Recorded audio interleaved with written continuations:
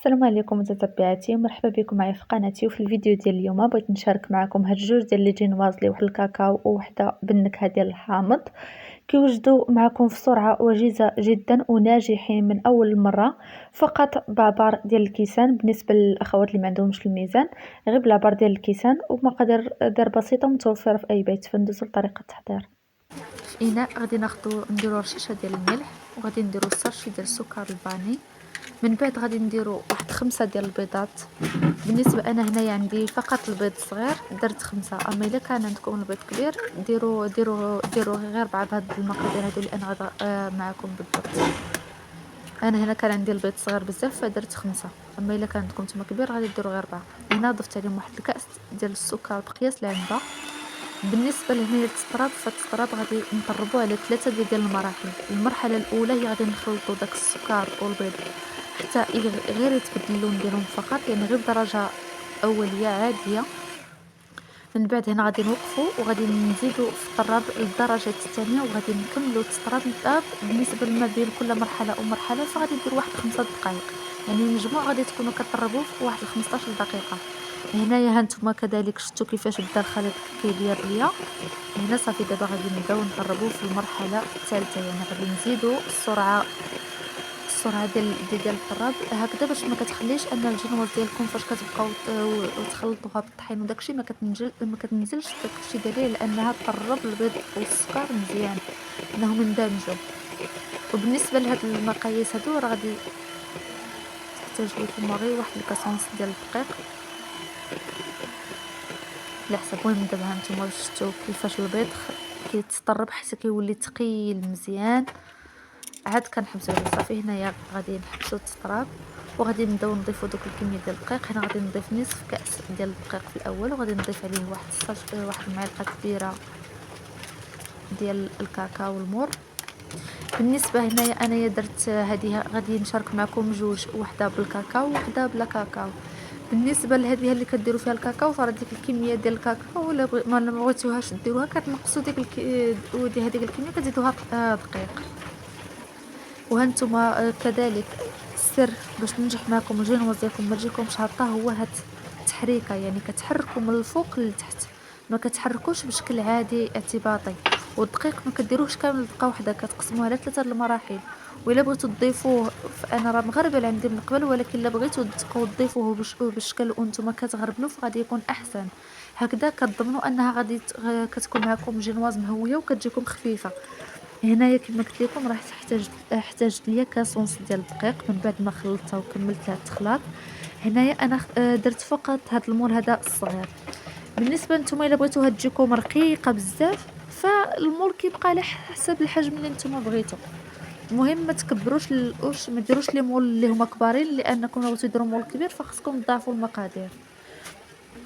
وهنا غادي ندخلها طيب في الفران. شوفوا فقط غادي ديروا ليها 10 دقائق اللي غادا طيب لكم في الفران فقط. الا شفتوا حليتوا وما تحلوش عليها قبل 10 دقائق، اما الا حليتوا عليها الفران الاخر فغادي تهبط لكم. هنا غادي ندوزو باش نحضروا الثانيه. هنا درتها بنكهه الحامض، درنا قبيصه الملحه، بوشور ديال الحامض، كاس ديال السكر كما العاده.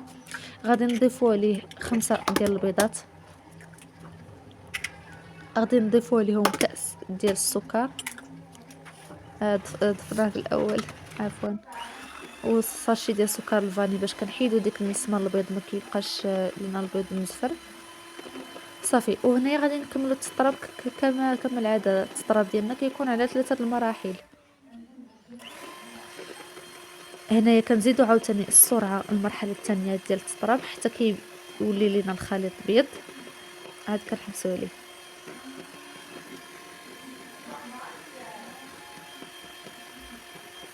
ما نتوما كما كتشوفوا معايا راه اللون ديال البيض راه بدا كيتبدل.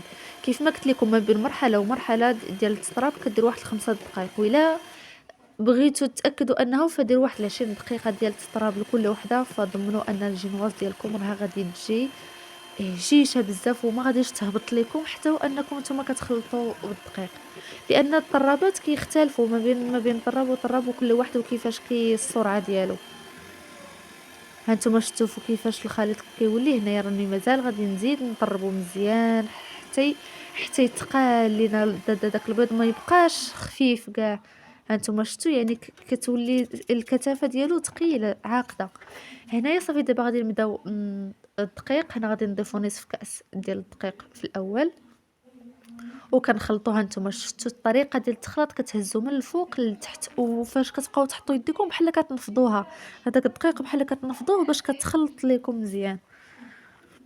صافي هنايا غادي نبقى هكذا مستمره. هنايا هذه ما حاولتش انني نسرعها لكم بزاف، خليتها عاديه بحال باش تبان حتى الطريقه ديال الخلطه ديالي اليدويه باليد كيفاش دايره. يعني كتعطيوها الخطر وكتطلقوا عليها غير بشويه صافي هكذا، وحتى كتبقاو ما كتزيدوا شي كميه ديال الدقيق حتى كتكون الكميه الاولى راه دخلات كامله تخلطات. هنايا صافي ضفت النصف الثاني ديال الكاس كامل وغادي نبدا نخلط. هانتوما كيما شفتوا من الاسفل للاعلى في نفس الاتجاه، ما كتغيروش الاتجاه ديالكم باش البيض كيبقى محافظ على نفس العلو ديالو. راه حيت الا هبط لكم البيض فعرفوا ان الجنواز راه ما غاديش تنجح لكم. هو ضروري كيهبط واحد شويه ولكن عاوتاني ماشي يهبط لكم بزاف.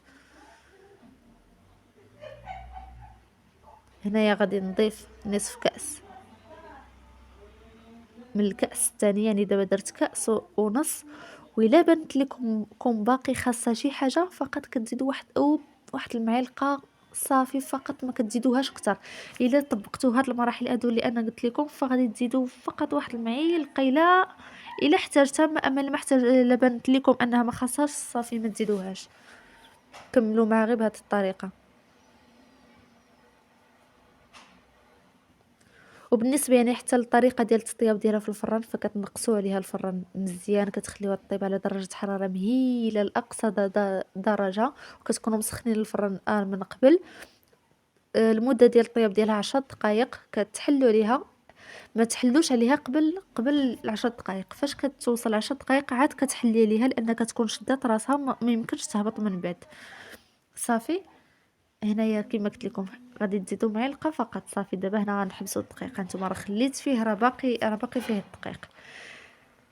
قلت لكم ما كتحلوش عليها الفران قبل 10 ديال الدقائق باش ما تهبطش لكم. من بعد نتوما كتبقاو كتقلبيها. الا بانت لك هي طايبه صافي فقط كتخرجي هذيك الساعه. بانت لك انها مازال خاصها شويه فزيديها واحد 3 دقائق من بعد وطفي عليها. هنا فقط واحد الرشه ديال خمارات الحلويات اللي بغى يضيفها، اللي ما بغاش يضيفها بلاش، ما عندها حتى شي تغيير. فقط اللي كيبغي الجينواز انها تجيه منفوخه يضيفها، ما بغيتيهاش تجيك منفوخه تجيك عاديه بلا ما تضيفيها.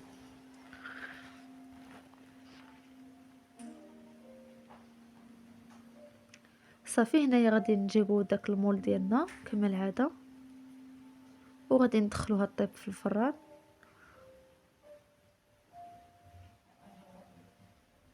راه كتجي جينواز ناجحه بالنسبه للمبتدئات ولا لاول مره غادي يجربوا الجينواز، فكنصحكم بهذه فقط بالعبار ديال الكيسان. يعني مقادير متوفره في اي بيت، بدون صعوبه، بدون اي حاجه، يعني واضحه ومفهومه.